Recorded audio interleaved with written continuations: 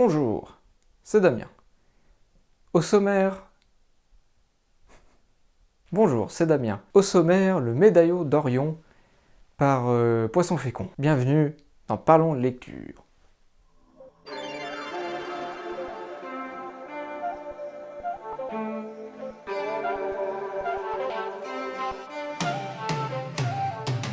Alors, je sais plus si on doit dire Chris Comte ou Chris Comté. Je sais plus. Comté, comme le fromage, c'est très bien. On va dire Chris Comte. Et voici, il est là, il est tout beau. C'est le médaillon d'Orion. Alors ça, c'est la version de luxe. Avec les pages comme ça, signées par Poisson Fécond, etc. Des super pages avec des machins, tout bidule. Mais je vais pas vous parler de cette version-là. Je vais vous parler de cette version-là. La version First Edition, la version normale, en fait, que vous pouvez vous procurer. Parce que si je vous parlais de cette version-là, mon avis serait biaisé. Donc, j'ai décidé de ne pas vous parler de la version de luxe, qui était en fait la version pour ceux qui avaient donné un peu de sous-sous au projet, puisque ce projet, je vais y revenir, est un projet participatif, blablabla, on y reviendra tout à l'heure. Donc je vais vous parler de cette version, et j'ai des choses à dire, de First Edition. Déjà, juste si je devais comparer un truc avant vraiment de parler de commencer le Parlons Lecture, on n'est pas du tout sur la même quatrième de couverture, ce n'est pas le même résumé. Et là, on a la gueule de Poisson Fécond. Comme quoi, c'est un argument de vente. Cette pièce, c'est devenu un argument de vente. On le fout comme un argument de vente. Ça me fait rire. Pour expliquer vite fait c'est quoi, on est sur le premier livre donc, de Poisson Fécond. Ça s'appelle Le Médaillon d'Orion et c'est édité par First Edition. C'est un projet qui à la base est un projet participatif, donc on pouvait donner un peu d'argent. J'avais un petit peu d'argent, je me suis dit cool, on va soutenir un petit peu. Et donc j'ai reçu un livre, alors pas que ça, il y a d'autres trucs, mais pour moi c'est un peu des conneries, enfin c'est des trucs qu'on servira jamais, à part les marque-pages, donc bon bref, le livre, et ça me faisait plaisir de participer à ça, puisque c'est un roman augmenté, où vous avez une petite application musicale qui permet d'accompagner la lecture de cette histoire écrite par Poisson Fécond, donc Chris Comte. Je sais jamais si c'est Comte ou Comte, on va dire Comte. On va l'appeler Chris, allez. Écrit par Chris. Alors, ce projet a vu le jour et à la base, il devait y avoir qu'une version digitale. Et puis, après, je ne sais pas trop ce qui s'est passé, ça ne me regarde pas. Mais l'entreprise Le Kundar, je pense, a eu des propositions, en tout cas une par First Edition. Et ça a été accepté. Et donc, le livre maintenant est édité par First Edition. Et vous pouvez vous le procurer en physique avec First Edition. J'ai l'habitude de parler un petit peu de la qualité du bouquin, dans son sens qualité d'impression, qualité du texte, au niveau qualité du collage, qualité d'impression du texte, etc. Avant d'attaquer vraiment le sujet qui est intéressant, c'est le livre. Pour quelle raison je fais ça? Parce que c'est important. La première chose à savoir, c'est que moi j'aime bien regarder d'où vient le livre. C'est-à-dire où est-ce qu'il a été imprimé, par qui, et quel est le papier qui a été utilisé, puisque le papier, vous savez, ça provient des arbres, et c'est quelque chose qui va devenir, je pense, une denrée de plus en plus rare, vu comment on bousille un peu tout ça. Alors, ça a été imprimé, et c'est là où moi ça m'a saoulé, c'est que ça a été imprimé par n.r.i.sas 22 03 728. Et je suis censé en déduire quoi, en fait, de cette information de merde? J'ai cherché sur internet et apparemment ça serait une impression française. Il n'y a rien qui le dit. Apparemment c'est du papier qui vient de sources responsables. Bon. Ah, ils mettent quand même que c'est mixte. Donc j'en déduis que c'est pas forcément le cas pour toutes les pages. Bon, une chose est sûre. First Edition, je ne sais pas si j'en ai déjà parlé, mais je les déteste. Pour moi, c'est une honte de livres, en fait. Je ne sais pas comment les décrire sans utiliser de mots vulgaires. Bien évidemment, ils jouent beaucoup sur les premiers romans, c'est-à-dire Oh, on va faire le premier roman de tel vidéaste, on va faire le premier roman de telle personne populaire, on va faire... Donc vous allez beaucoup trouver ce genre de premier roman. Ce qui n'est pas dégueulasse en soi, hein, parce qu'ils permettent à des personnes d'éditer leurs livres. Et c'est cool. Sauf que le livre coûte 16,95 €. Et pour moi, c'est une honte de vendre cette merde à ce prix-là. Je tiens à préciser une chose, je parle que de la qualité, hein, pas du contenu. Attention. Hein. Pourquoi je dis ça? Déjà, il est très lourd. Et un livre, vous m'excuserez, mais c'est pas censé être très lourd.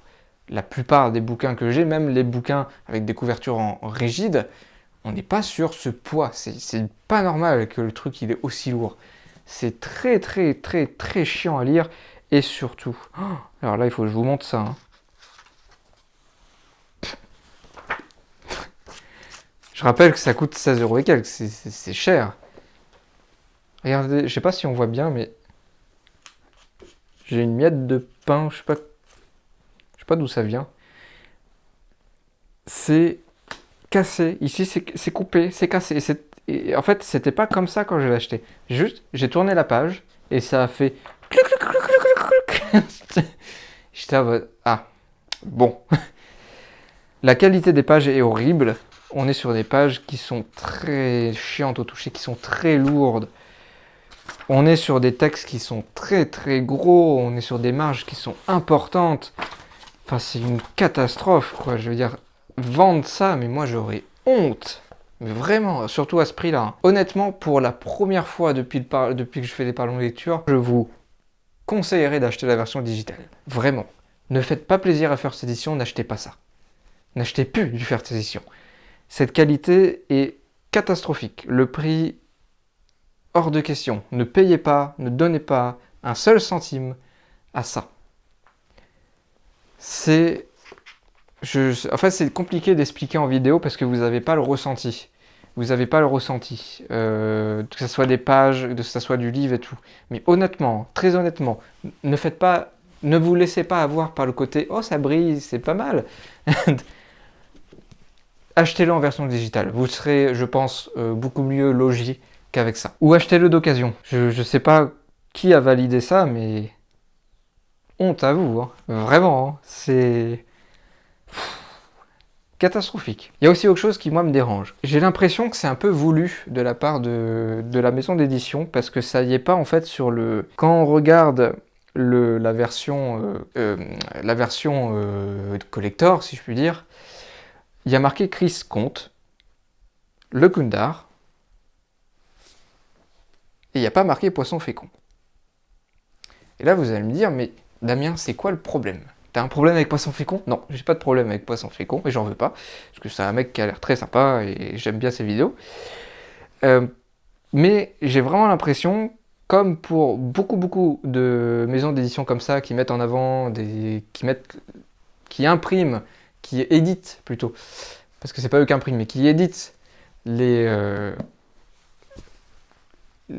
premiers livres de vidéastes. J'ai l'impression qu'il faut obligatoirement dans leur tête mettre poisson fécond, machin, poisson fécond, truc bidule.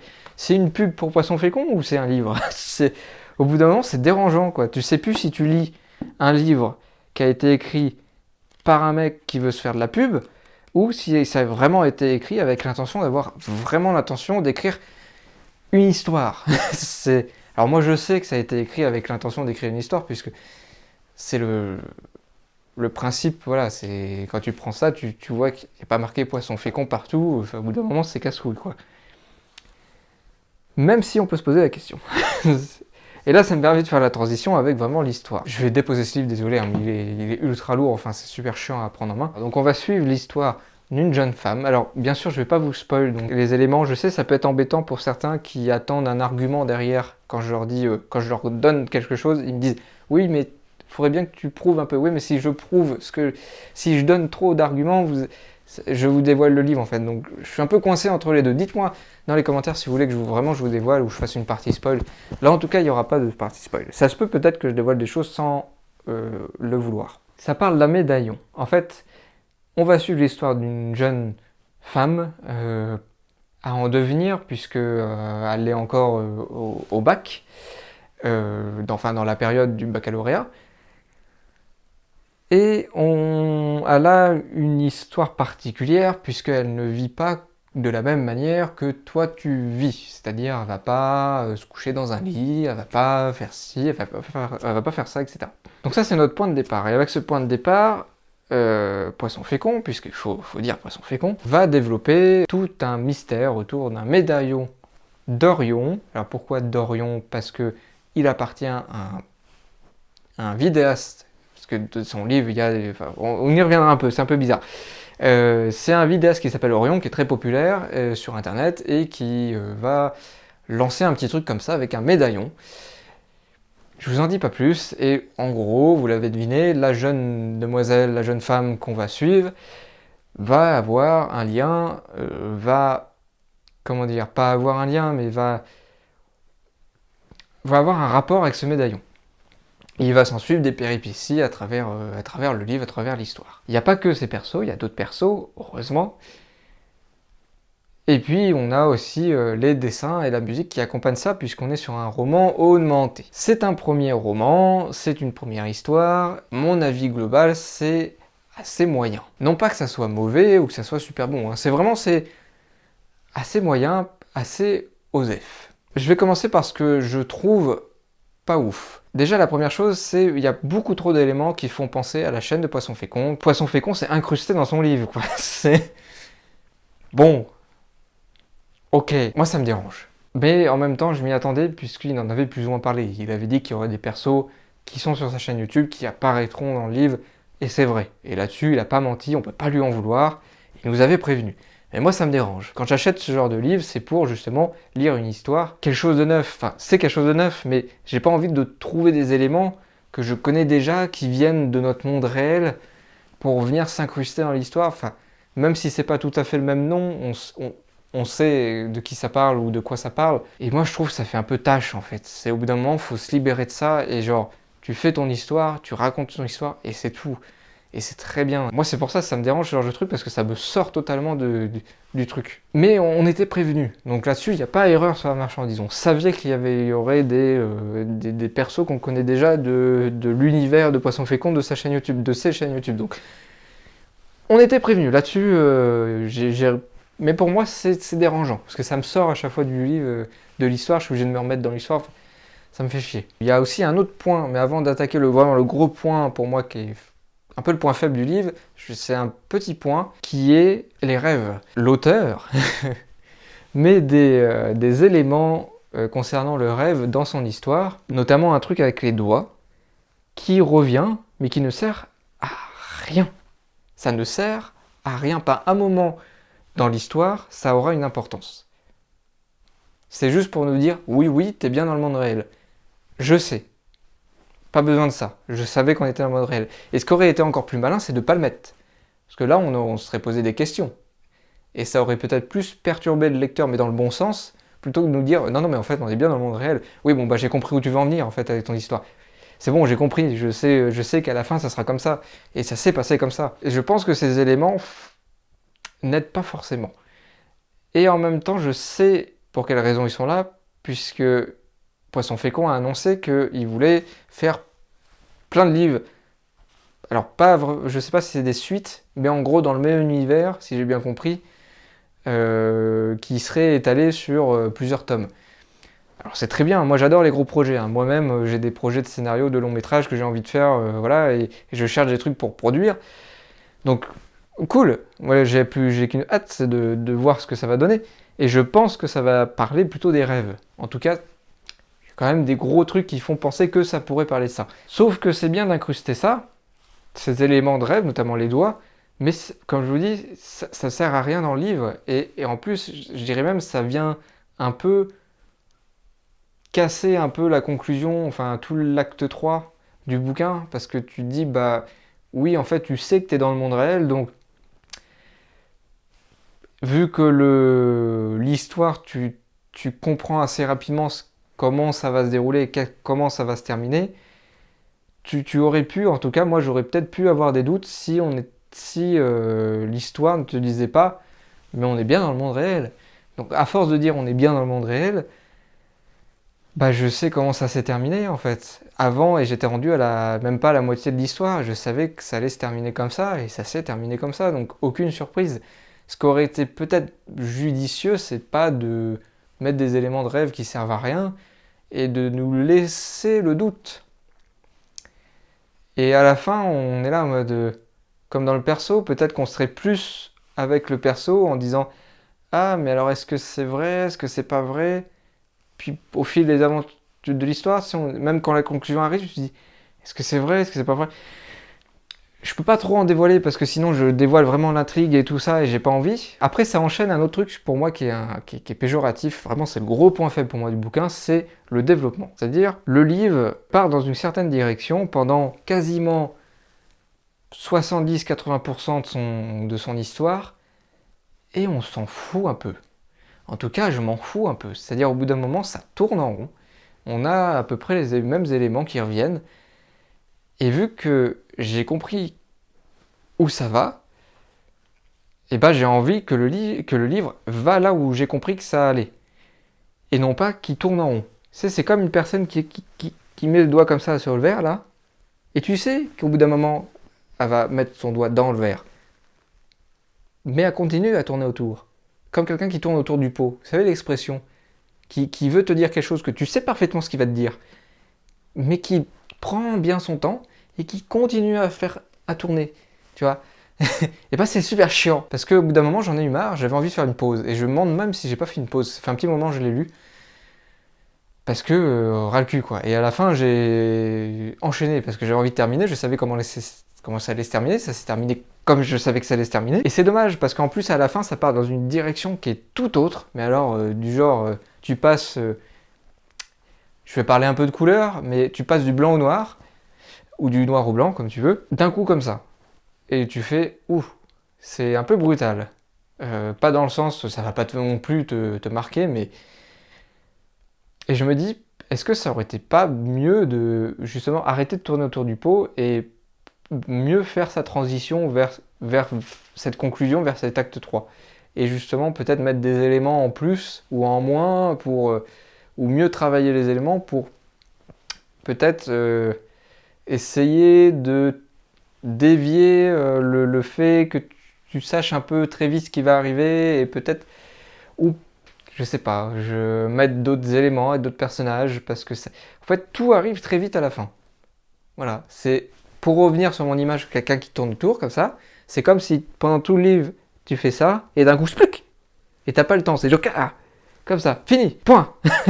Pour moi, c'est le gros point faible du bouquin. Après, le gros point fort, enfin, les points forts, c'est vraiment, ça parle d'un sujet que Poisson Fécond est sûrement touché, c'est la popularité sur Internet, notamment sur YouTube. C'est pas tout à fait la même popularité que les autres médias ou qu'une popularité de célébrité dans le sens un acteur de ciné hollywoodien, ou voilà. La popularité sur Internet, je pense, c'est un peu comme ça que moi je l'explique, c'est une popularité un peu copain-copain. C'est-à-dire que les gens, ils ont l'habitude de voir tes vidéos, donc ils pensent te connaître, et quand tu les rencontres dans la rue, ils sont un peu trop à l'aise. Et ça parle aussi de cette popularité, ça parle aussi d'une chose que j'ai trouvé très intéressante, mais pas assez développée, et je trouve ça dommage, c'est vraiment le contenu Internet. La manière de créer une vidéo sur Internet et surtout jusqu'où les vidéastes sont prêts à aller pour continuer à avoir cette popularité qui en même temps leur dérange. Et je trouvais ça vachement intéressant et aussi d'autres trucs avec les persos, notamment la différence, même si là on est sur une différence qui est... c'est pas une différence réaliste, c'est une différence fictionnelle. Je sais pas si ça existe ce mot, mais on est sur un perso, comme je vous l'ai dit au début, qui vit pas comme les autres, un peu comme un ermite. Mais l'ermite, c'est vraiment le côté extrême de la différence. Bah là, c'est un peu ça, on est sur la différence et comment traiter la différence. C'est pas assez développé non plus, mais il y a quand même cette question et ce traitement de la différence. C'est pas non plus assez développé comme pour le côté YouTube, mais ça a lieu d'être et il faut souligner que oui, c'est aussi ce qui m'a fait rester en fait. C'est un peu toutes ces questions-là. Quand je dis différence, il y a une manière de traiter parce que bien évidemment, tout le monde n'est pas ancré dans la société et il y a des gens qui vivent un peu qui sont différents, mais qui sont différents pas dans le sens où ils ont décidé d'être différents comme un ermite. ce qui est un peu le cas pour ce bouquin, mais dans le sens où ils sont différents parce qu'ils ne sont pas comme la société voudrait qu'ils soient. C'est pas du tout ce traitement-là. Là, on parle d'une différence un peu volontaire, un peu fictive ou dans le sens extrême. Mais c'est quand même intéressant. Mais c'est pas la différence dans le sens sociétal. Pour finir, alors je vais reprendre le bouquin. Attention, hop, poids lourd arrive. Pour finir, si je devais résumer, prenez la version digitale. Ne donnez pas d'argent à faire cette édition. Je sais qu'en faisant ça, je leur fais de la pub. Malheureusement, une mauvaise pub, mais je leur fais quand même de la pub. Parce que là, ça c'est honteux. Hein. Faut arrêter d'imprimer ça. Hein. Alors, c'est son premier roman. C'était moyen. Hein. Alors, je sais que c'est volontaire de parti pris d'avoir des images qui viennent illustrer. Je suis pas trop fan, même si ça fait partie un peu du roman de Manté avec la musique, avec les trucs. Finalement, je suis pas fan, parce que je trouve que c'est un livre et ça fait aussi travailler l'imagination et le fait de te montrer finalement. Et ça fait aussi un peu spoil, parce que mine de rien, tu as des images qui pour moi sont un peu mal placées. C'est vrai que j'en ai pas beaucoup parlé ça, parce que c'est un peu du secondaire pour moi, mais tu as des images qui viennent vraiment un peu te spoil, un peu le texte, et je trouve ça dommage. Donc s'il y a d'autres images dans les prochains tomes, j'espère qu'ils feront attention quand même à où ils le placent. Parce qu'il y a certains trucs où je me suis dit merde, ça m'a spoiler littéralement le texte en fait. Pour résumer le résumé, parce que je suis parti en couille comme d'habitude, n'achetez pas la version physique, prenez plutôt la version digitale. Pour moi, c'est assez moyen, il y a beaucoup de points où il faudra faire des efforts, hein, notamment le développement, notamment le fait d'arrêter de tourner en rond sur certaines choses, au bout d'un moment on a compris. Et puis je pense que ça peut être de mieux en mieux, de toute façon, en tout cas c'est bien parti.